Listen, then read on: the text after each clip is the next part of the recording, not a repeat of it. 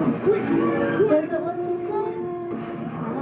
Oh, I see it. Oh, neat. Oh, neat. It is pretty good. He lives on this island paradise, you both do, and you don't understand what the real world is like out there. No, we don't. Regarder un film de Ross McElwee, c'est voir un bout de sa vie. Et quand on a vu toute son œuvre, on a l'impression de le connaître en intégralité. On l'a vu à 30 ans chercher l'amour, puis se marier à 40. On a vu son père mourir et son fils Adrian grandir. Il nous a parlé de ses amis, de sa famille, de ses peurs et de ses désirs de cinéma.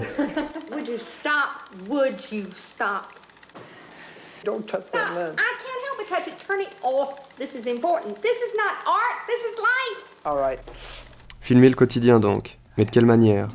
Pas de celle dont l'ère numérique actuelle nous a habitués en tout cas. Is it easier to film now, or is it harder? It's both. It's both because, for instance, they are accustomed to seeing people with cameras. It's not that unusual.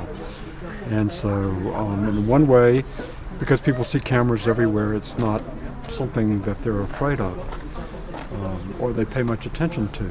But in another way, people can be very, very suspicious of cameras because of the internet, YouTube and Facebook, and they know that whatever's filmed could end up on the internet and be seen by millions of people. So it's both easier and more difficult, I think, to go into the world and make documentary films. I worry about my students because they go into a public place and they try to get permission to film something very innocently, and often people say, no cameras, because they know that images can be seen anywhere. So it's a problem, I think. And when you were filming, it was not a problem. You could. No, because back then it was a strange thing to do. It was very unusual. Nobody was filming. It was 16 millimeter film, and people thought it was a joke. They thought of me as a kind of joker because I had this huge movie camera and this tape recorder. These the professional filmmakers here? Yes.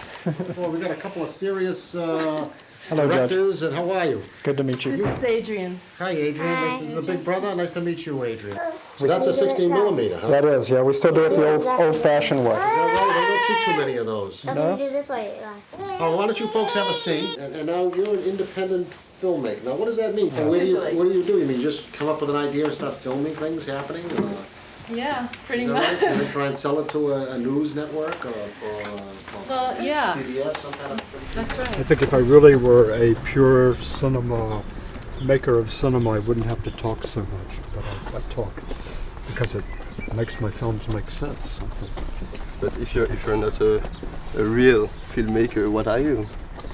I don't know, some kind of an essay, journalist, filmmaker, documentarian. It seems I'm filming my life in order to have a life to film, like some primitive organism that somehow nourishes itself by devouring itself, growing as it diminishes. I'm beginning to lose touch with where I really am in all of this. It's a little like looking into a mirror and trying to see what you look like when you're not really looking at your own reflection.